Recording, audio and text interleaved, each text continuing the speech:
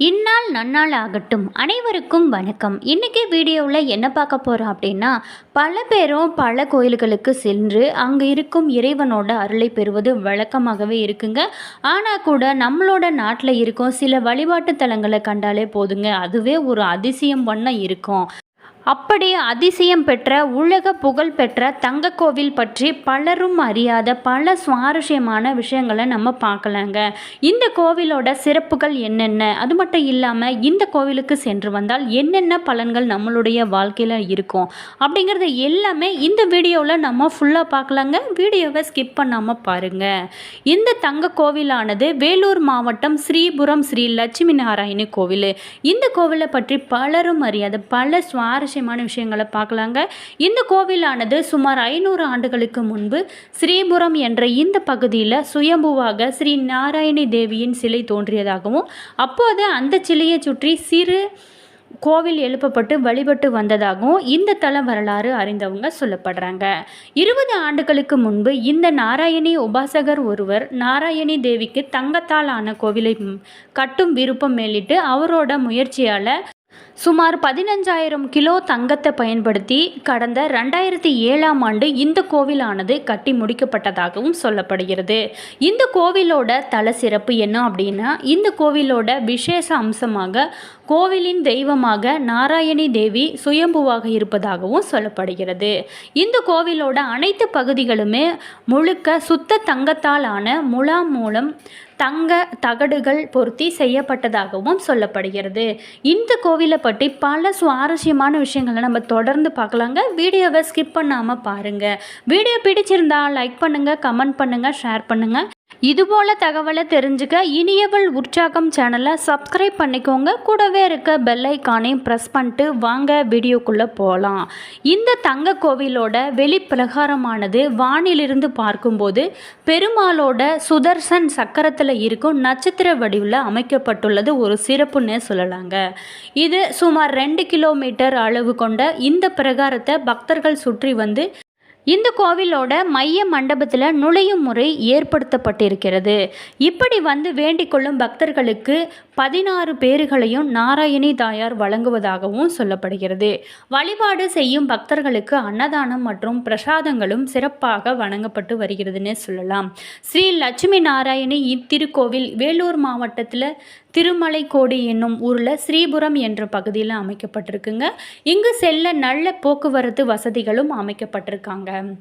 இந்த கோவிலுக்கு செல்லும் போது அணிந்து செல்ல வேண்டிய ஆடைகள் அப்படின்னா, சீரான எந்தவித ஆடையுமே நீங்கள் அணிந்து செல்லலாங்க. நுழைவு கட்டணமானது இங்கு இலவச தரிசனமும் கட்டண தரிசனமும் இருக்குங்க. கட்டண தரிசனத்திற்கு 250 ரூபாய் செலுத்த வேண்டுமாக சொல்லப்படுகிறது. இந்த கோவிலுக்கு சென்று வந்தாலே உங்களுடைய வாழ்க்கை சிறப்பாக மாறுன்னு சொல்லப்படுதுங்க. உலக பிரசித்தி பெற்ற இந்த கோவிலானது தங்கத்தால் செய்யப்பட்டது ஒரு சிறப்பு வாய்ந்த ஒரு விஷயம்னே சொல்லலாங்க. இந்த கோவிலானது நட்சத்திர வடிவில் அமைக்கப்பட்டுள்ள இந்த கோவில் முழுவதுமே தங்க நிறத்தில் ஜொலிக்க காரணமாக திருப்பதி திருமலை தேவஸ்தானத்திலிருந்து வரவழைக்கப்பட்ட கொள்ளர்கள் மூலம் கோயிலோட மைய கோபுரம் தங்கத்தால் செய்யப்பட்டிருக்காங்க. இந்த கோவிலை கட்ட 600 கோடி ரூபாய் செலவானதாகவும் சொல்லப்படுகிறதுங்க. இந்த கோவில் முழுவதுமே 1500 கிலோ தங்க தகடுகளால் வேயப்பட்டதாக சொல்லப்படுறது. இந்த கோயிலில் உள்ள ஸ்ரீ லட்சுமி நாராயணி சன்னதி விமானம் மற்றும் அர்த்த மண்டபம் முழுவதுமே தூய தங்க தகடுகளால் மேயப்பட்டதாகவும் சொல்லப்படுகிறது. இந்த கோவிலானது 100 ஏக்கர் பரப்பளவுள்ள அழகிய பூஞ்சோலைகளோட நடுவில் சிறி சக்கரத்தில் உள்ள நட்சத்திர அமைப்பில் அமைக்கப்பட்டிருக்காங்க. இந்த கோவிலானது வேலூரை மையமாக கொண்ட அறக்கட்டளையான நாராயணி பீடம் என்ற அமைப்பால் கட்டப்பட்டிருக்காங்க. இதன் தலைவராக ஆன்மீகவாதியான சிறி சக்தி அம்மா உள்ளாருங்க. இவர் நாராயணி அம்மா எனவும் அழைக்கப்படுறாங்க.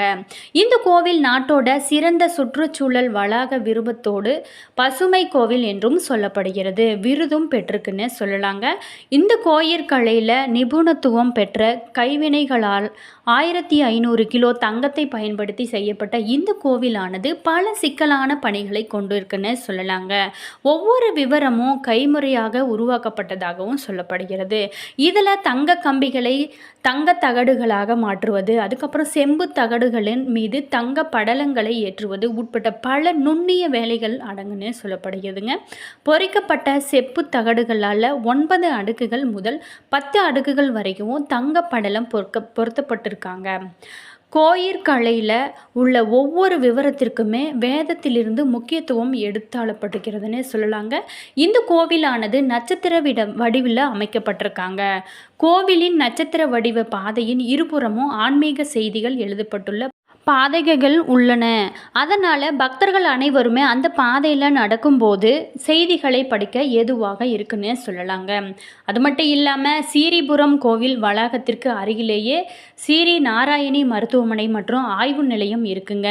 இதுவும் நாராயணி பீடம் அறக்கட்டளையால் நடத்தப்படுகிறதுன்னு சொல்லலாங்க. இது ஒரு சுற்றுலா தலமாகவே இருக்குன்னே சொல்லலாங்க.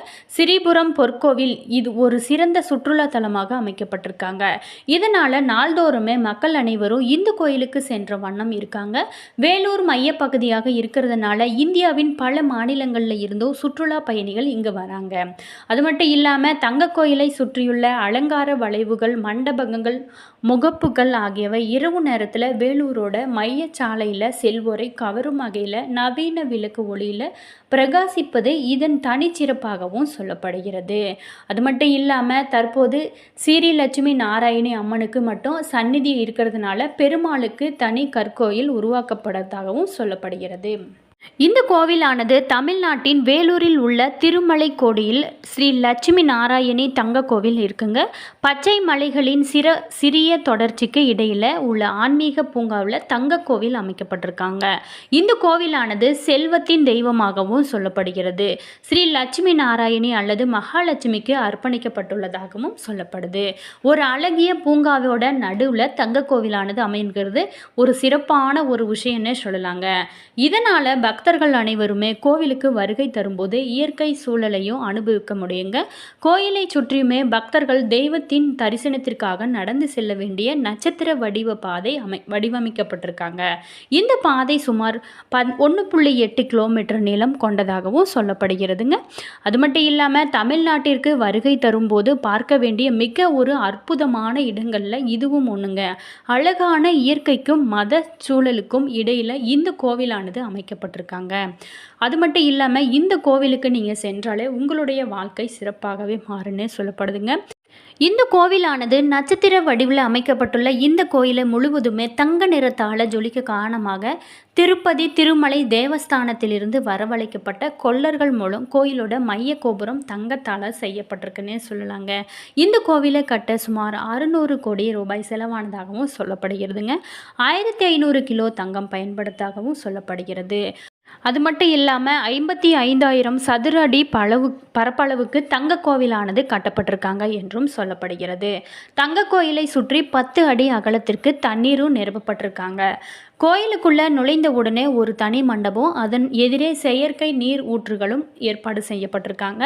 மண்டபத்தின் பின்னால் மனிதனின் 18 வகையான குணங்களையும் தாண்டி இறைவனடி செல்வதை உணர்த்தும் வகையில் 18 நுழைவு வாயில்கள் அமைக்கப்பட்டிருக்காங்க. ஸ்ரீ சக்கரத்தில் உள்ள நட்சத்திர அமைப்பில் இந்த லட்சுமி நாராயணி கோவில் இருக்குன்னு சொல்லப்படுதுங்க. அந்த நட்சத்திரத்தின் நடுவில் வட்ட வடிவில் கோயிலானது இருக்குது. மேலே இருந்து கோவிலை பார்த்தால் ஸ்ரீ சக்கரமும் போன்றே தெரியும்படி கோயிலானது அமைக்கப்பட்டிருக்காங்க.